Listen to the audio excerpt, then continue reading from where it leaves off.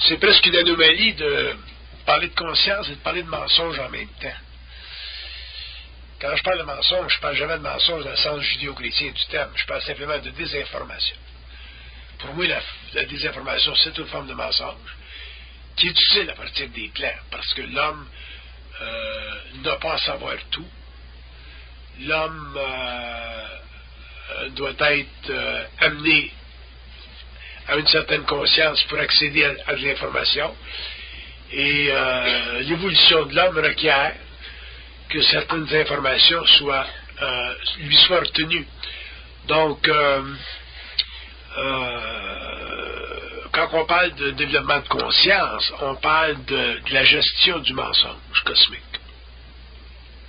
Si vous n'êtes pas conscient du mensonge cosmique, vous allez tomber dans la trappe de la croyance. Et si vous tombez dans la trappe de la croyance, vous allez être réellement manipulé au niveau astral. Si vous devenez très conscient du mensonge cosmique, vous allez en arriver finalement à développer des mécanismes de protection chez vous pour vous protéger contre la désinformation afin de réduire les pertes matérielles. Parce que dans le processus de conscientisation où l'homme est transformé, les plans vont toujours agir en fonction de vos faiblesses spirituelles pour vous amener finalement à les réaliser. Parce que les plans ne communiquent pas avec l'homme dans ce sens de dicter sa conduite. Sinon, l'homme n'aurait pas de liberté. L'homme serait simplement un être robotique. Donc, ça va contre les lois universelles.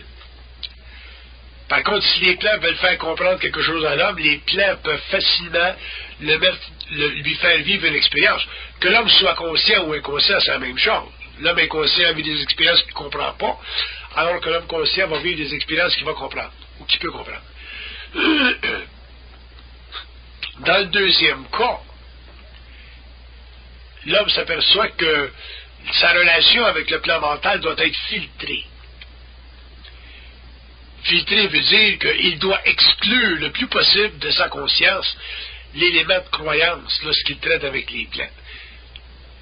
Parce que l'élément de croyance fait partie de votre humanité, alors que l'exclusion de l'élément de croyance fait partie du développement de votre conscience, du développement de votre intelligence et de l'indépendance de votre esprit. Fait que vous croyez l'Église ou que vous croyez les plans, c'est le même mécanisme psychologique. Il n'y a pas de différence. Par contre, croire les plans, c'est plus dangereux pour l'évolution de l'homme que de croire l'Église, parce que les conséquences sont plus grandes. Parce que vous traitez directement avec des structures internes de votre moi,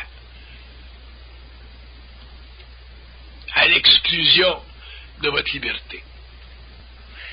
Apprendre à se protéger contre les plans, c'est le résultat d'une grande expérience avec eux autres. C'est le résultat d'une grande accumulation de déception.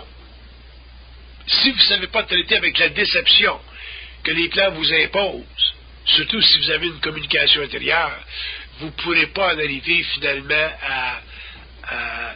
à vous couper mentalement des plans. Souvent, l'homme pense qu'il doit être en communication constante avec les plans. C'est pas nécessaire. Si vous êtes en communication constante avec les plans, c'est parce qu'il y a beaucoup de travail qui se fait. La voix intérieure doit être éventuellement assigner un rôle qui ne contrevient pas avec votre paix d'esprit. Si la voix intérieure a un rôle d'intervention trop déchaîné, à ce moment-là, ça met en cause votre paix d'esprit et ça fait encore partie du développement spirituel de l'âme. Alors qu'éventuellement, la voix intérieure sera simplement là à la mesure où l'homme en sera libre et voudra communiquer avec elle. C'est une grosse différence. Autrement dit, parle-moi si je veux te parler, mais parle-moi pas pour rien. Alors que dans l'évolution, la voix intérieure était toujours là, une voix agaçante. Et l'homme doit arriver finalement à faire la gestion de cette énergie-là. l'homme doit en arriver à prédéterminer sa conscience. Ça veut dire quoi, prédéterminer sa conscience? Ça veut dire en arriver à savoir d'une manière absolue qui est dans son intelligence. À partir du moment où il est capable de prédéterminer sa conscience, donc à savoir absolument qui il est dans son intelligence, il aura la capacité de traiter avec la voix intérieure d'une manière intelligente, c'est-à-dire ne pas être assujetti à elle, d'aucune façon. Ce qui est contraire à l'évolution, où l'homme est devenu assujetti à elle et a développé une conscience spirituelle. La voix intérieure devrait devenir avec le temps chez l'homme le résultat d'un ajustement vibratoire de sa conscience mentale, donc de son plan mental. Quand la voix intérieure est très ajustée au niveau du plan mental, vous avez une radio qui fonctionne parfaitement, il n'y a pas de grichage. Ce qui passe, c'est clair et net, il n'y a pas d'ambiguïté. S'il y a mensonge, pour des raisons valables, vous le savez, donc vous vous retenez de croire ou de mettre l'importance dans l'information. S'il n'y a pas de mensonge, l'information est valable, vous l'utilisez. Donc, il y a un développement, puis il y a un niveau de discernement extraordinaire qui se développe chez l'homme, et c'est pour ça qu'on peut dire qu'un homme qui a une intelligence intégrale n'est pas simplement intelligent savamment, mais il est intelligent vibratoirement. Il y a un niveau de discernement extraordinaire. Et c'est ça, d'ailleurs, le jour qui vous permettra de connaître l'homme, et ainsi de suite, puis d'avoir une voyance universelle en ce qui concerne la conscience humaine sur le plan matériel. Et vous connaître aussi parfaitement. Mais, donc, le concept de la voix intérieure, autrement dit, la voix intérieure, le phénomène de la voix intérieure, qui a été spiritualisé pendant l'évolution et qui a masqué l'intelligence mentale de l'homme, il faudra éventuellement que cette voix intérieure-là soit matée par l'ego. La mater. Il faudra que l'ego la mate. Comment l'ego va la mater? Il apprendra individuellement comment la mater. Sinon, c'est elle qui mate l'ego. Si vous me demandiez, bon ben, donnez-nous un truc pour mater la voix intérieure, je vous dirais le plus vite possible, vous allez être capable de prendre conscience réelle d'une prépersonnalité qui agit en relation avec vous, avec les mêmes facettes, avec les mêmes aspects que votre personnalité. À ce moment-là, vous allez pouvoir la mater, la voix intérieure. Autrement dit, le double vous apparaîtra toujours au niveau du mental comme étant une partie de vous. Et un jour, vous réalisez qu'il n'est pas simplement une partie de vous, il est une partie à part de vous, mais intégrée à vous. Le double est dans sa sphère, sa dimensionnalité. L'homme est dans sa sphère, sa dimensionnalité. Sur le plan de l'âme, il y a une relation entre l'âme de l'homme et le double, parce que l'âme, c'est une mémoire, c'est une grande réserve d'information, alors que le double est une source d'intelligence. Mais le plan mental de l'homme, ça équivaut à un lien, à un pont entre le double et la matérialisation de l'âme. Donc, ça permet une unité, une fusion. Donc, l'homme, à ce moment-là, garde son indépendance d'esprit, mais il est en relation interdimensionnelle avec une intelligence qui voit, si vous voulez, à son évolution à travers le temps. Mais pour que l'homme puisse en arriver à extraire de sa relation avec cette infinité-là, avec ce double-là, avec cet esprit-là, qui est unique à lui-même, il faut qu'il en arrive à contester, à pouvoir contester ce qu'on appelle la voix intérieure, si la voix intérieure ne fait pas leur affaire. Son affaire. C'est comme tout à l'heure, j'étais au restaurant, puis j'étais pour dire à quelqu'un, il y a quelqu'un dans ta famille, dans une couple de semaines, qui va avoir des problèmes. Ça, c'est l'information qui rentre. Puis après ça, je suis allé par en dedans, j'y dis pas. C'est moi qui ai décidé de ne pas y dire à la personne que dans 2 semaines, parce que ça, c'est jouer le jeu de l'esprit.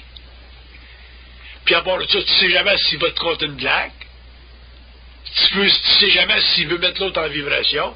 Fait que moi, je ne vais pas servir de médium ou de cobaye pour cette crise de gang-là en relation avec un homme ici, sur de la matérielle. Comprends-tu? Puis comme tu peux jamais être sûr à 100% que ce qui te passe dans le canal, c'est pas réel, à ce moment-là, il faut que tu sois assez intelligent pour contrôler l'information. Pour ça, il faut que tu sois bien conscient du mensonge cosmique. Puis quand tu fais ça, ils sont contents, ils reviennent sur la ligne, puis ils ont dit, ah, tu t'es pas fait pogner. Fait que c'est des malades.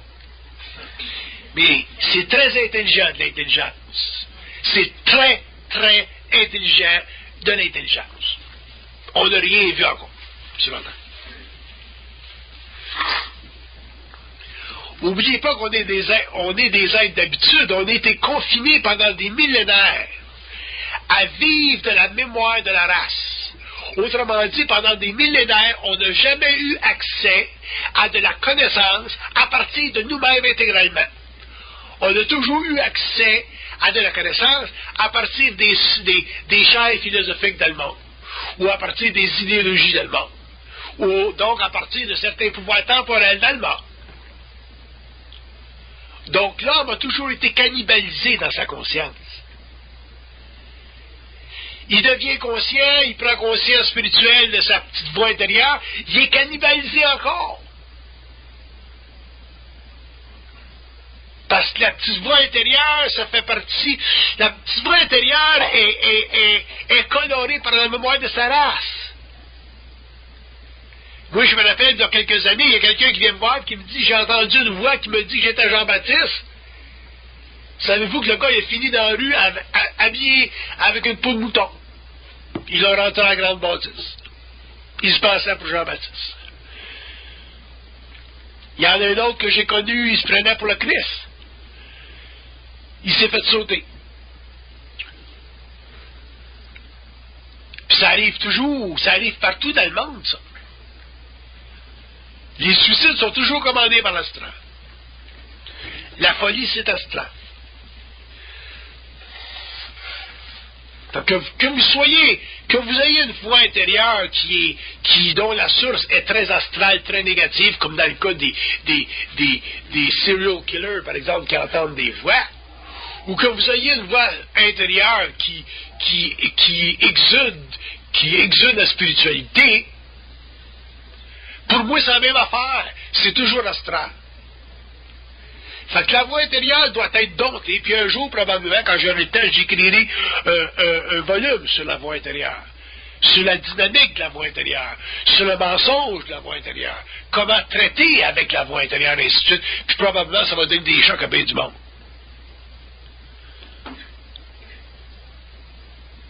Parce que la voix intérieure invite des plans, des entités, sur différents plans, que ce soit astral ou mental, à créer dans votre conscience des attentes et à assujettir l'ego. Alors que l'ego ne doit pas être assujetti dans l'évolution de sa conscience. Il doit être constamment dans un état de guerre afin de reprendre le terrain perdu durant l'évolution. Donc un homme comme moi est toujours en guerre. Ça paraît pas, mais je suis toujours en guerre avec les plans occultes. Et c'est le fait que je suis toujours en guerre avec les plans occultes qui me donne la vibration que j'ai pour réellement cracher dans le monde des mots et des paroles qui instruisent l'homme et qui l'amènent à défier ce qui a toujours été considéré pendant l'évolution comme les domaines spirituels de l'inconscience, ou ce que j'appelle les royaumes de Dieu.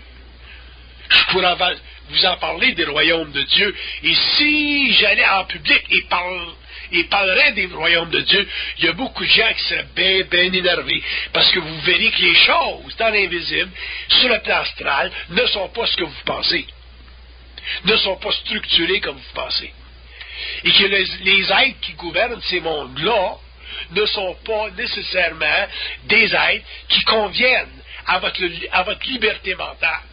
Alors que d'autres conviennent à votre liberté mentale, mais dans le temps, avec le temps, lorsque l'homme aura transmuté l'inconscience de sa matière, et qu'il se sera amené avec le temps à réaliser finalement que votre conscience absolue ne peut pas être dictée, ne peut pas être dominée et ne peut pas appartenir à qui que ce soit. Votre conscience, la conscience absolue d'homme, ce qu'on appelle la conscience solaire de l'homme, est une expression de sa confrontation avec l'invisible. La conscience solaire de l'homme, c'est pas une conscience lunaire astrale. Dans la conscience solaire, il y a un combat continu jusqu'à la mort entre l'homme et les plantes, jusqu'au moment où l'homme aura suffisamment intégré son énergie pour finalement avoir la paix de l'esprit, parce que l'esprit, en lui, aura fait son travail, c'est-à-dire transmuter suffisamment les énergies de l'âme pour que l'homme, au niveau de l'émotion, cesse d'appartenir psychiquement à la mémoire de la race. Une fois que c'est fait, que l'homme est libéré de la mémoire de la race, l'esprit se retire chez lui, non pas dans le sens que l'esprit n'est plus chez lui, mais dans le sens que l'esprit le sert. Il faut un jour que l'esprit serve l'homme. Mais avant que l'esprit serve l'homme, parce que l'esprit est puissant, donc si l'esprit sert l'homme, l'homme devient puissant dans la matière, il faut que l'homme soit très très épuré astralement. Sinon, l'homme tomberait facilement dans la magie noire et voudrait utiliser les outils de l'esprit, les relations avec l'esprit pour dominer l'homme. Donc, nous tomberions encore dans un nouveau cycle de magie noire, comme il a existé durant la dernière période de l'Atlantide. Et dans le cycle de l'évolution, ça ne sera jamais permis, ça. Parce que le pouvoir de domination, le pouvoir de hiérarchie sur l'homme commence à s'éteindre. Ça va prendre des siècles avant qu'il soit tout éteint, parce qu'il y a encore beaucoup d'êtres sur la Terre. Mais au niveau de la conscience humaine, le pouvoir de hiérarchisation commence à s'éteindre sur la Terre. C'est pour ça d'ailleurs qu'il commence à y avoir sur la Terre des êtres plus conscients. Et éventuellement, le pouvoir de hiérarchisation, il n'existera plus. Et quand il n'y aura plus de hiérarchie sur l'homme n'aura plus besoin de corps matériel, et l'homme évoluera en conscience volontielle, et son cycle jupitérien sera commencé, et la Terre, à ce moment-là, ne sera plus nécessaire, donc elle sera bombardée par des corps étrangers qui viendront de l'espace.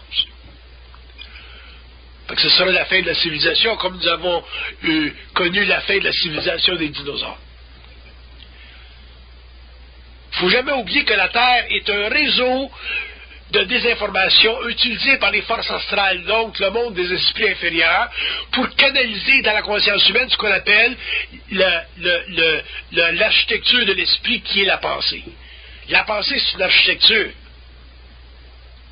Pourquoi c'est une architecture? Parce que la pensée aide l'homme, en tant qu'égaux, à réaliser qu'il est.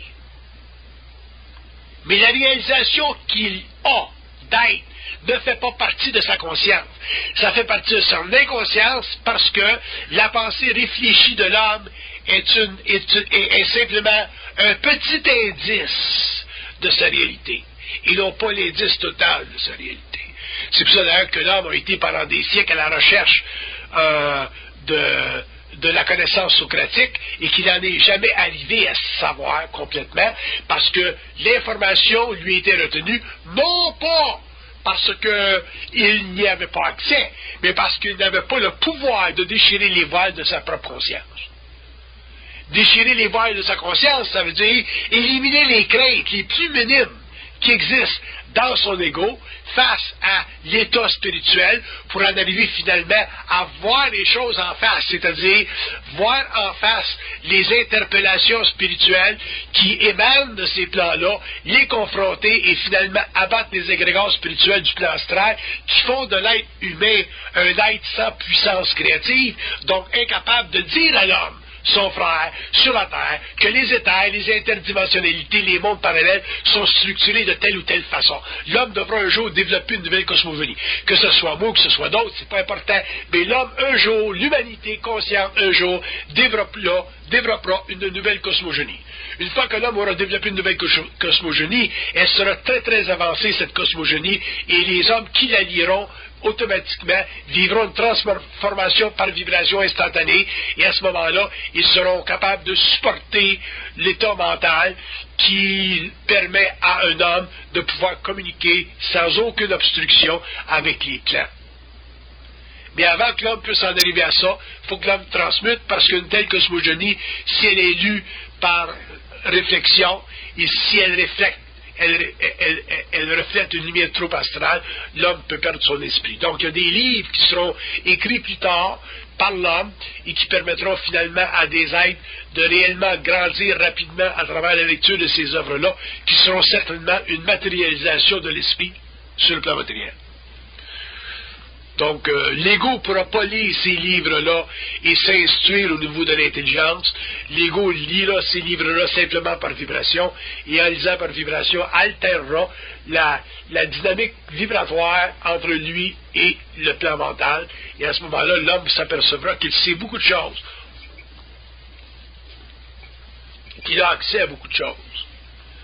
Et cette liberté-là fait partie de sa conscience, elle fait partie de sa conscience universelle. Et que dans cet état de conscience mentale, l'homme sera toujours totalement averti du mensonge cosmique. On n'a jamais parlé du mensonge cosmique pendant l'évolution.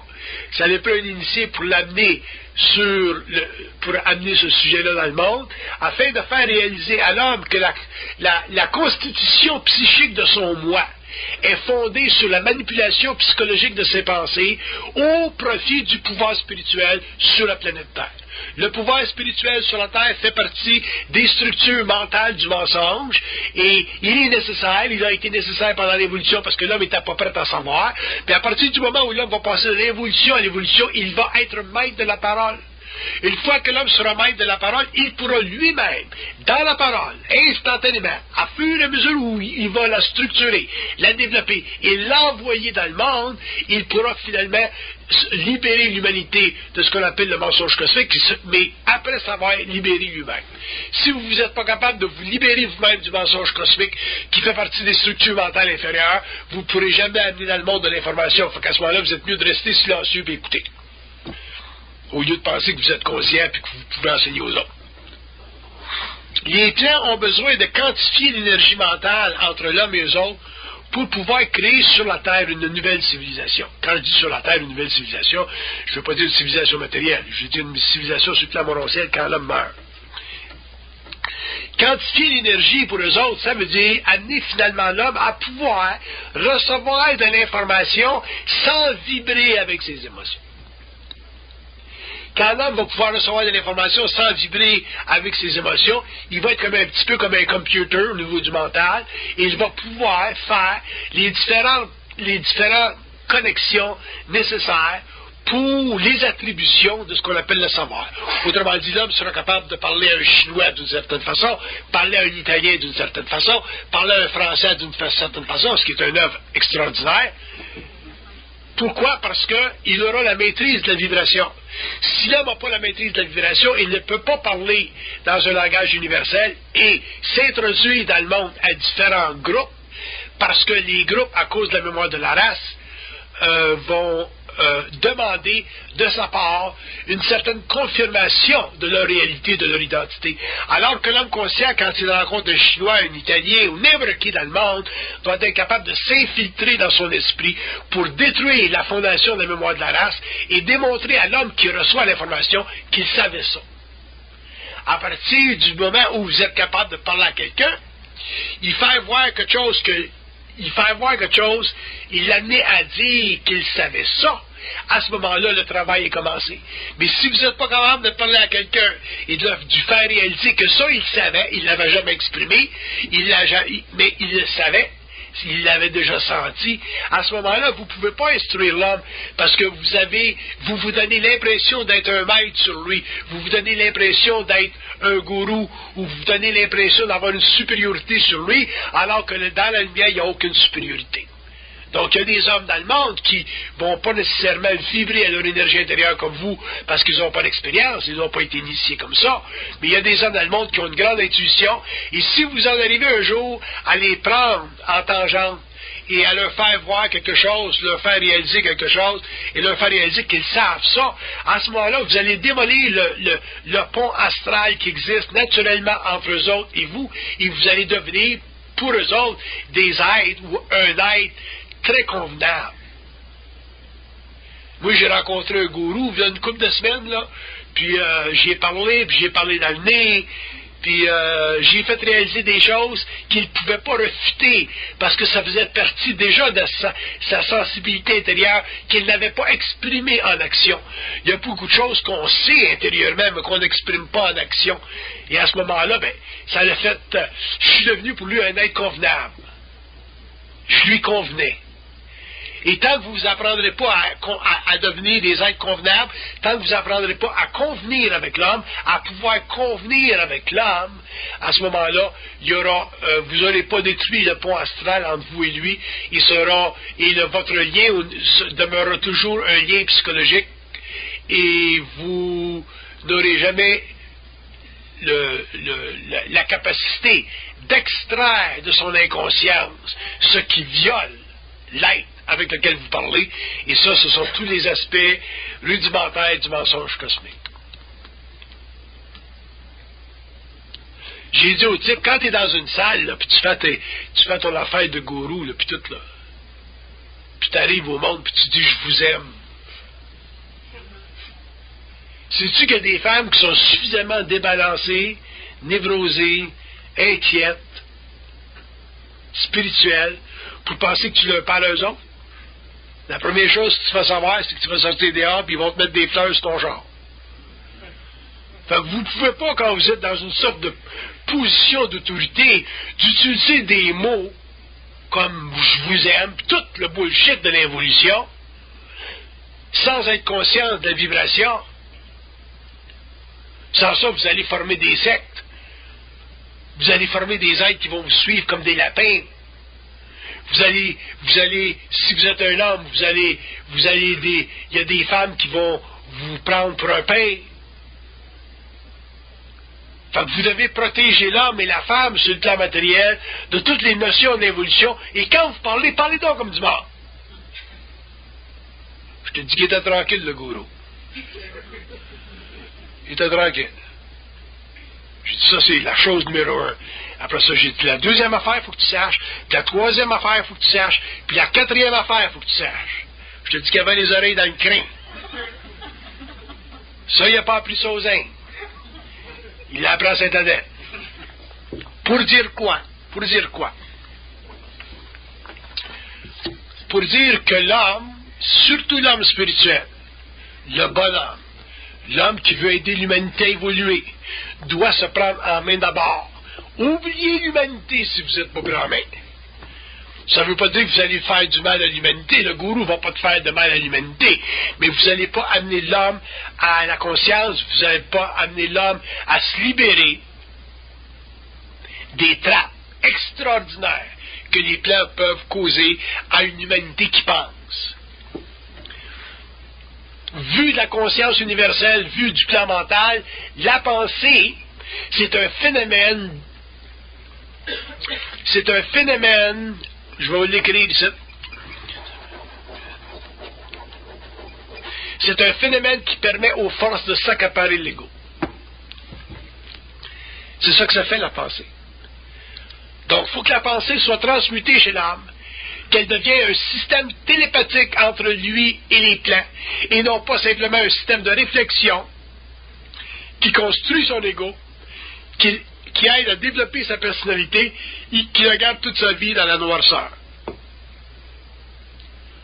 Donc, le phénomène de la pensée n'a jamais été attaqué pendant l'évolution. Il est attaqué maintenant. Il sera attaqué encore plus tard. Puis probablement plus tard, on attaquera même le phénomène de la télépathie, quand ce sera le temps. Mais il est évident que la construction du lien entre l'homme et les différentes infinités est un travail qui fait partie de la conscience de l'homme. C'est un travail qui fait partie de la conscience universelle de l'homme. Et plus l'homme va passer d'un stage à un autre, c'est-à-dire d'un stage matériel à un stage morantiel, plus l'homme va prendre conscience de son empire et plus l'homme va pouvoir développer des civilisations à la mesure de sa lumière et se libérer finalement du besoin d'être instruit par des forces cosmiques et instruit par des forces qui utilisent le canal psychique vers sa conscience. Quand l'homme aura atteint ces niveaux de conscience, l'humanité sera extrêmement avancée, la civilisation sur la Terre telle que nous la connaissons n'existera plus, et l'homme pourra finalement voyager dans le temps et extraire de son expérience des niveaux de conscience qui, aujourd'hui, ne peuvent que faire partie de ses rêves ou des aperçus extrêmement occultes de son avenir. N'oubliez pas que l'univers est long, l'univers continue, la vie continue, les systèmes continuent, l'évolution continue, tout se perfectionne. Regardez ce qu'on a vécu en 100 ans en science. Seulement, à partir du moment où l'homme a commencé à contester l'éducation spirituelle et qu'il a développé la science méthodique, l'homme a fait un pas de géant dans l'évolution matérielle, dans la compréhension des systèmes moléculaires, atomiques, et ainsi de suite. Et ça, c'est le début, ça. C'est le début. Fait que donner à l'homme 500 ans, 1000 ans, 2000 ans, 4000 ans, 10 000 ans, il va se produire des échanges d'énergie dans l'évolution de sa conscience. Il va se produire des manifestations extraordinaires dans l'évolution même des systèmes qu'il crée. Parce qu'éventuellement, les systèmes que l'homme va créer deviendront autosuffisants, c'est-à-dire que ce qu'on appelle aujourd'hui les computers deviendront des machines suffisamment avancées pour pouvoir, non pas nécessairement penser par elles-mêmes, mais pour pouvoir détecter la totalité de l'information. Parce que le phénomène du 0 et du 1 qui est utilisé, le système binaire qui est utilisé dans les computers pour la structuration d'une forme d'information ou de développement d'information, ça c'est seulement un aspect du développement de la cybernétique. Éventuellement, la cybernétique va pouvoir utiliser simplement la lumière pour convertir différents faisceaux lumineux à l'intérieur de sa structure universelle pour donner à cette machine-là une idée extrêmement puissante des divergences d'infinité. Fait qu'à ce moment-là, le computer aura remplacé l'homme sur le plan de la pensée réfléchie, donc de la structuration de l'information, et l'homme à ce moment-là sera libre simplement pour créer. Donc la différenciation entre l'homme et les computers, la cybernétique, sera de plus en plus grande dans un sens, parce que l'homme sera créatif, mais sera de plus en plus diminué dans un autre sens, parce que ce qu'on appelle les computers aujourd'hui, ou les cerveaux électroniques, répondront parfaitement à ses besoins. Et les besoins de l'homme sont quoi? Les besoins de l'homme sont ceux qui lui permettront éventuellement de pouvoir statuer la structure des différents univers locaux, la structure matérielle, les champs de gravité, et ainsi de suite, à travers une question posée à la machine. Et la machine sera capable de répondre à ces questions-là, parce que la lumière servira d'autodéfinition pour les computers, au lieu que les chiffres soient utilisés comme stratification de la connaissance en fonction du système binaire. Donc, ça fait toute partie de l'évolution, ça. Toute partie de l'évolution. Fait que l'homme, sur le plan humain, sur le plan de la pensée, doit en arriver maintenant, ou commencer maintenant, à réaliser que la définition de son moi ne peut pas être le ressort d'une autorité extérieure. Et la structure de son moi ne peut pas être, non plus, le résultat d'une convention établie par l'extérieur à travers une architecture mentale définie par la pensée et utilisée à travers l'émotion pour créer chez lui constamment l'impression d'une infirmité, c'est-à-dire l'incapacité de connaître les mystères. Le mot mystère ne devrait même pas exister dans le vocabulaire humain, parce que le terme mystère implique un état divisionnaire entre le matériel et l'invisible, et il n'y a pas de séparation entre le matériel et l'invisible. L'homme est capable sur le plan mental de définir l'invisible, comme il est capable sur le plan mental de définir le matériel. Mais pour ça, il faut qu'il se libère de l'émotion qui catapulte constamment dans son mental une perte d'énergie, c'est-à-dire un besoin de rechercher la vérité. Tant que l'homme va rechercher la vérité, l'homme ne pourra pas définir le réel. Parce que la recherche de la vérité, ça fait partie des assises de l'évolution, ça fait partie du besoin, du désir spirituel de l'homme. Et dans le désir spirituel, il y a simplement une manifestation des conventions. Il n'y a aucune résolution absolue de l'énigme universelle. Une fois que l'homme sera sorti, aura mis complètement de côté la recherche ou le besoin de la recherche de vérité, à ce moment-là, il s'abstiendra de connaître, et en s'abstenant de connaître, parce qu'il n'aura plus besoin de connaître, il saura, et en sachant, il pourra définir l'universel, il pourra définir le phénomène matériel ou psychique selon ses lois de cause et d'effet, et il ne sera plus prisonnier d'aucune mémoire. Quand l'homme ne sera plus prisonnier de la mémoire, il pourra créer un nouvel étage, un nouveau plan, une nouvelle plateforme pour que l'humanité bénéficie d'un savoir qui ne fait pas partie de la réflexion. À ce moment-là, l'âge philosophique sera éliminé, l'âge spirituel et religieux sera éliminé, et l'homme aura une conscience éteinte. Qu'est-ce que c'est une conscience éteinte? C'est une conscience qui ne répond pas à la désinformation. À partir du moment où la conscience de l'homme ne répondra plus à la désinformation, il n'existera plus sur la terre de conflit entre l'homme et l'homme et l'homme et les hommes. Les guerres n'existeront plus, les conflits entre les races n'existeront plus, les conflits entre les groupes, les peuples, les ethnies n'existeront plus, parce qu'il n'y aura plus sur la terre de besoin, au niveau de l'ego, de chercher la vérité. Fait que si vous amenez toutes ces données-là un peu vastes dans votre conscience personnelle, dans votre expérience personnelle, ça va vous amener, si vous le réalisez, à réellement réduire le champ psychologique de votre intervention avec l'humanité et à vous regarder vous-même quand vous êtes dans un processus d'expression. Ça va vous amener à ne pas vous prendre trop au sérieux. Ça va vous amener à réaliser que la conscience, ou quand vous serez conscience, vous serez, il n'y a personne qui va vous le dire. Et si quelqu'un vous le dit et que vous ne le savez pas, vous avez un gros problème, et c'est ça. Il y a des gens qui m'ont déjà demandé, mais pourquoi vous ne faites pas des conférences à des grosses salles, 2, 3, 4 000 personnes? J'ai dit, si je ferais ça, je ferais une religion. Je ferais une société, je créerais trop d'égrégores. C'est pas important que je parle à une personne, ou 2 personnes, ou 3 personnes, ou 100 personnes. Il faut garder ça au minimum.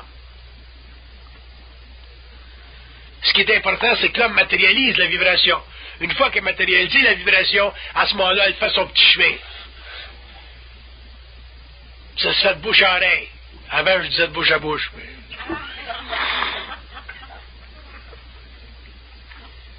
Ça dit quand je suis énervé puis je parle le contrôle. Avez-vous des questions? Quand l'homme est dans sa conscience, l'âme est simplement une réserve de mémoire. Parce que l'âme, c'est de la mémoire. Mais quand l'homme est inconscient, l'âme devient pour lui une source de désinformation abominable parce que l'émotion qui fait partie de sa nature animale peut pas être vécue seule. L'émotion, ça n'existe pas dans un vide. Fait que l'émotion, c'est toujours vécu avec l'âme. L'âme, c'est la terre de l'émotion. Alors que l'homme, quand il est dans son esprit, il n'a plus besoin d'émotion. S'il y en a, c'est simplement pour apprécier un segment de l'expérience. Moi, je vais en vivre des fois de l'émotion, là. Même pour vous donner un exemple qui est réellement graphique. Aujourd'hui, j'essayais de contacter une compagnie américaine à Los Angeles pour la correction de quelque chose sur mon computer. Puis la fille qui m'a parlé au bout du téléphone était réellement plaisante, patiente, parce que je suis pas très habitué au computer. Fait que j'ai plus de mémoire, moi, là. Fait que, tu sais, faire du computer, oui, c'est déjà... faire ce que je fais, c'est déjà bon. Mais la fille était très gentille, puis très patiente, puis elle a dit, Monsieur Bernard, you're doing good, you're doing very good. Puis quand j'ai fermé la ligne, puis elle a résolu mon problème, j'avais des larmes aux yeux. Fait que ça, c'est l'émotion. Autrement dit, c'est la reconnaissance de ma conscience, de la conscience d'une autre personne. Fait qu'elle ne saura jamais que j'ai pleuré parce que il y a un mouvement d'amour qui s'est fait là. Fait que ça te permet de vivre des segments de conscience humaine.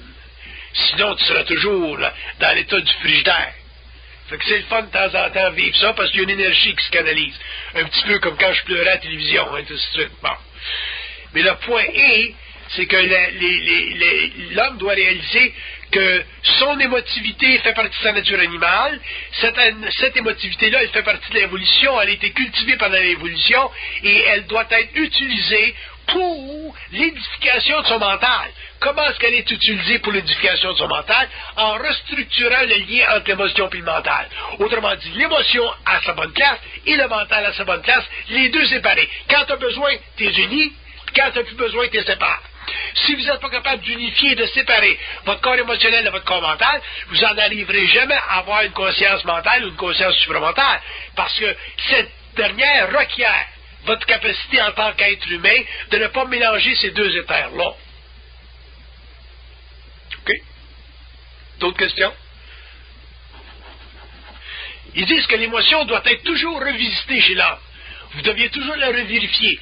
Et vous avez des expériences dans la vie où il vous est permis de revérifier et de revisiter l'émotion. Qu'est-ce qu'elle cause chez vous, l'angoisse qu'elle cause. Quand vous avez des grands chocs comme la mortalité d'un être cher, par exemple, ou quand vous vivez la maladie, par exemple. Autrement dit, quand votre vie ou vos états sont menacés par une discordance des lois de la vie. À ce moment-là, vous revisitez vos émotions. Il faut que vous en arriviez à être capable un jour de vivre les chocs de la vie qui servent à votre instruction, qui servent à votre transformation, mais d'une manière mentale. Et à ce moment-là, l'émotion sera transmutée du mental, les deux états seront séparés, et quand vous aurez besoin de vivre l'émotivité, vous la vivrez dans un cadre d'excellence esthétique au niveau de votre esprit, au lieu simplement de la vivre dans un cadre piéteux, de subordonnance aux lois karmiques. Fait que si jamais vous voyez quelque chose un jour où il y a eu manifestation de la grandeur de l'homme, des grandes architectures, les grands arts, les grandes sciences, vous pourrez verser une larme et dire l'homme a fait des belles choses. L'esprit vous permettra réellement d'apprécier la grandeur de l'homme et de son esprit lorsqu'il était suffisamment en harmonie avec les lois de la matière. Mais lorsqu'il se produira des événements dans vos vies qui feront partie de votre expérience, qui seront nécessaires à la construction de vos états, à ce moment-là, vous saurez contrôler vos émotions parce que vous saurez que c'est simplement une expérience temporaire. Donc, si vous êtes une femme, puis votre chum vous laisse pour une autre femme en fin de semaine, mais vous ne tomberez pas dans des états irrécupérables et pensez que la vie, elle s'arrête là. Qu'il y a simplement un homme dans votre vie. Si vous perdez votre job, pour les hommes, ça sera la même chose. Vous saurez qu'il y en a toujours un autre. Donc à ce moment-là, vous ne serez plus esclave d'une programmation et des lois d'accident.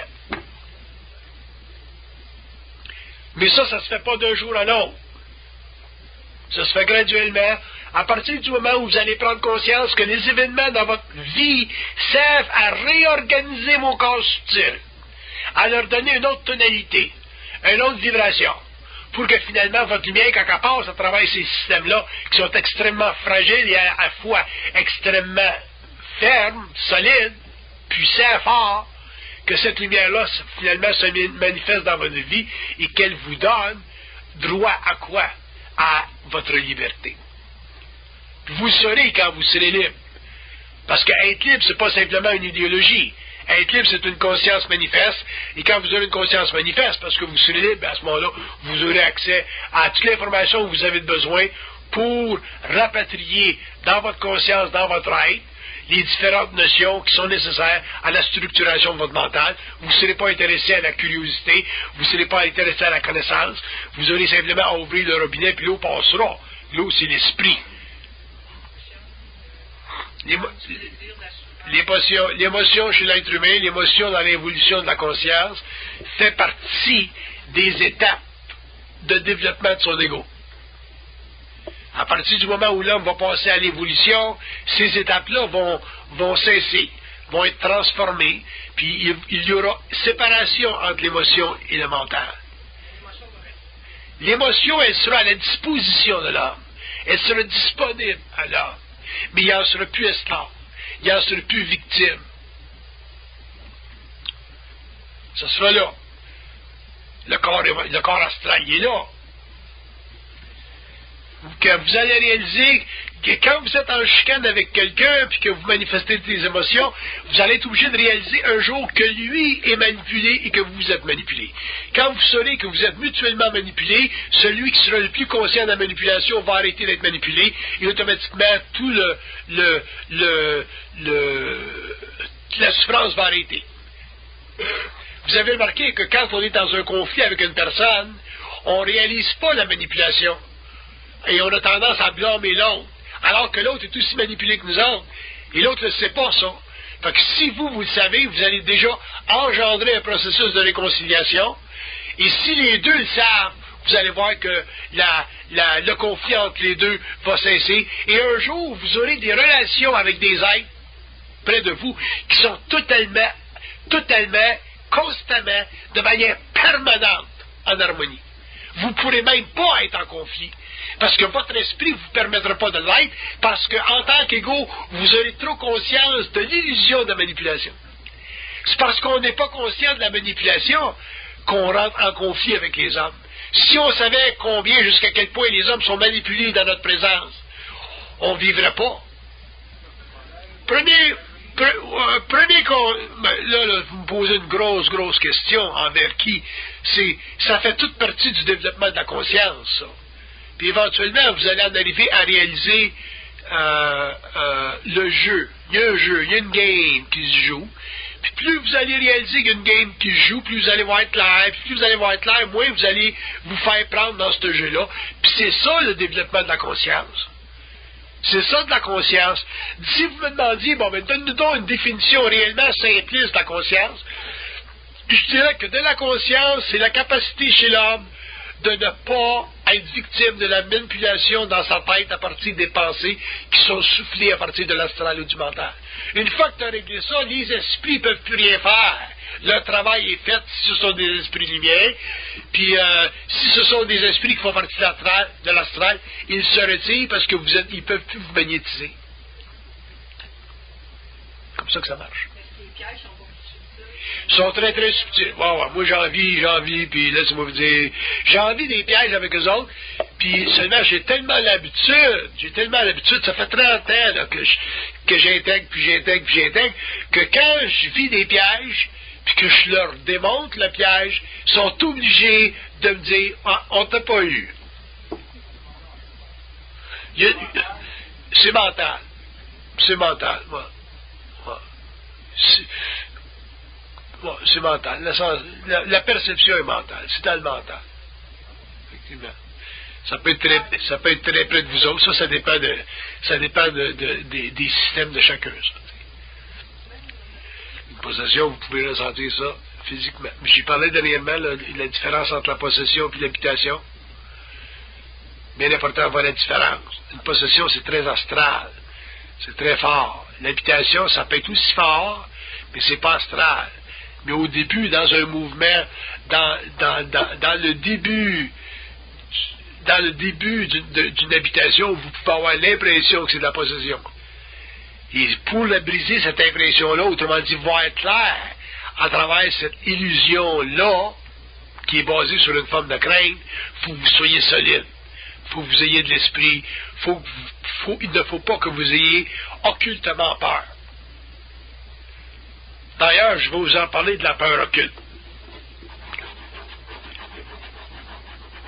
La peur occulte résulte de l'intimidation psychologique d'un plan sur l'ego. Que ce soit le plan astral, que ce soit le plan mental. Ils sont capables d'utiliser la peur psychologique sur un plan ou sur l'autre. Donc, attendez un peu.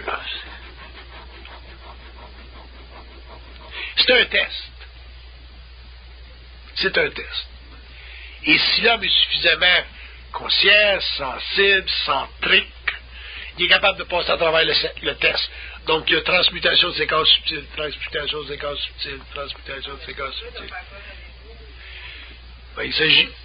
C'est pas ça que je veux dire, là. Ce que je veux dire, ça fait partie des conditions humaines.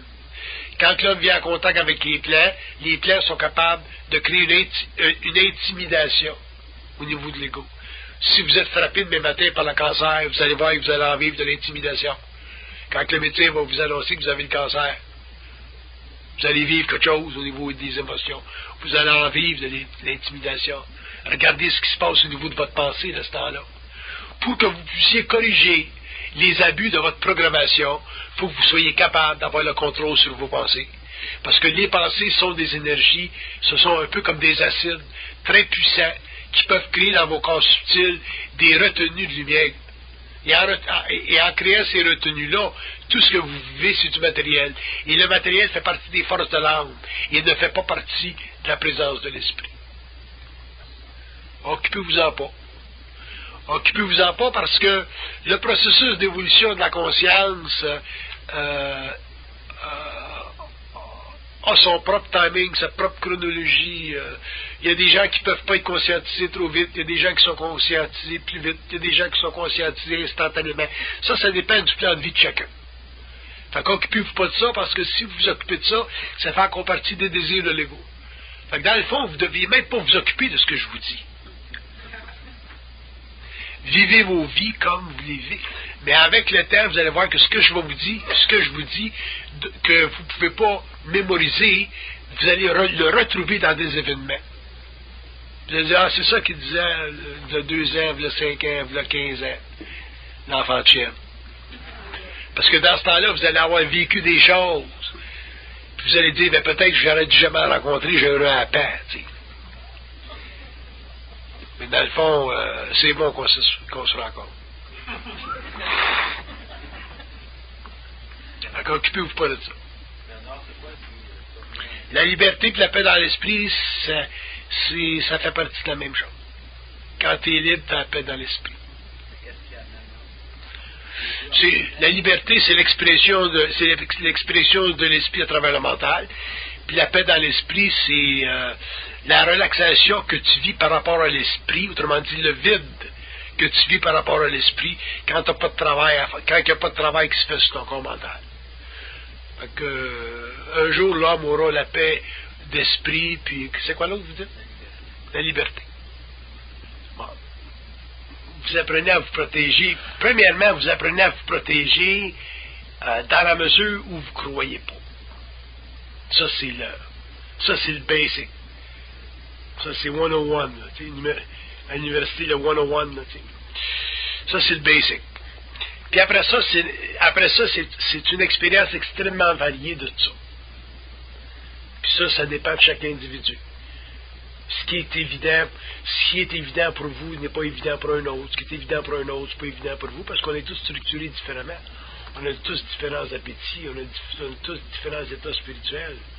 On a tous différents liens avec l'occulte.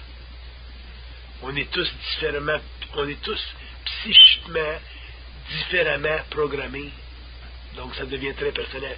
Mais le principe de fond, l'homme doit apprendre à se protéger. Là, vous allez dire, ben, donnez-nous un autre aspect. Bon, où vous souffrez, il y a une absence de protection. Si vous souffrez dans la vie, c'est parce que vous ne vous êtes pas protégé. Il y a beaucoup de choses qu'on vit. Si on s'était protégé, si on avait appris à se protéger, on ne souffrira pas cette chose-là. Parce que l'homme sur la terre n'est pas fait pour souffrir. L'homme sur la terre souffre parce que ça fait partie de l'évolution. La souffrance n'est jamais légitime. Elle est nécessaire parce que l'homme ne peut pas apprendre directement à partir des plans. Il doit apprendre à travers son expérience personnelle et interpréter l'intelligence des plans. Sans ça, on n'aurait aucune liberté. On serait réellement possédé par eux autres.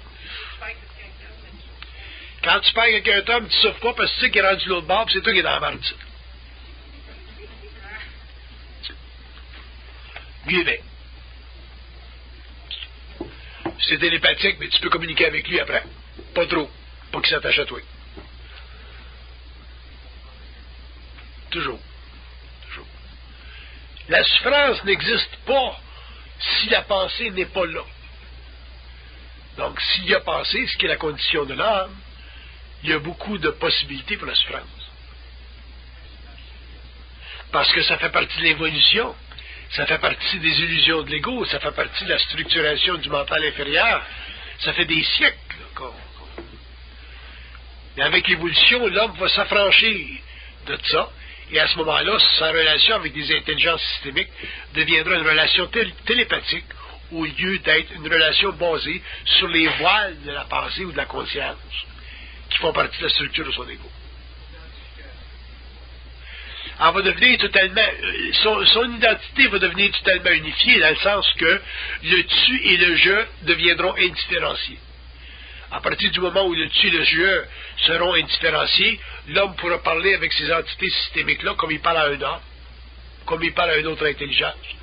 Parce que le phénomène de l'intelligence, qu'il soit incorporé dans une matérialité comme nous autres, ou qu'il soit incorporé dans une autre forme plus subtile, donc qui fait partie des mondes parallèles, c'est toujours le même phénomène d'intelligence.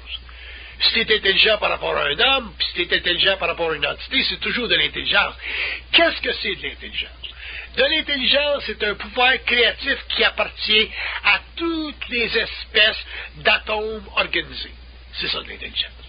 À partir du moment où les atomes sont organisés en molécules, en systèmes plus développés, en corps physique, vous avez un phénomène d'intelligence parce que dans l'atome, vous avez une lumière qui pulse constamment.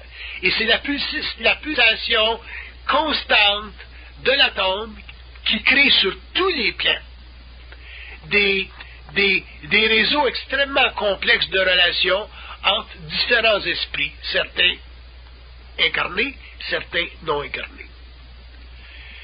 Un jour, on comprendra facilement le phénomène de ce qu'on appelle Dieu, disons. On comprendra ça facilement parce qu'on aura réalisé que de l'énergie, c'est une constante universelle qui est totalement libre de la gravité sur certains plans. Quand l'énergie est contrôlée par la gravité, on a une forme de lumière qu'on utilise par exemple sur la Terre, qui fait partie du Soleil, et cette forme de lumière-là qui est liée à la gravité permet à l'homme de se réaliser biologiquement. Mais il y a des lumières qui permettent à l'homme de se réaliser psychiquement, en dehors de son corps matériel. Ces lumières-là sont très rapides. Il y en a 7 niveaux de ces lumières-là. Et ces lumières-là font partie des différentes infinités. Et elles sont responsables pour la création structurelle des mondes invisibles. Donc l'astral, le monde de la mort, et le mental, qui est le monde moroncien. Le reste, les niveaux plus élevés des structures, ça fait partie des domaines des grands esprits, des grands êtres de lumière, qui sont les intelligences systémiques, avec lesquelles l'homme éventuellement travaillera dans la mesure où il aura parfaitement compris l'illusion de la pensée. Donc, par corollaire, le mensonge, qui est une forme de désinformation.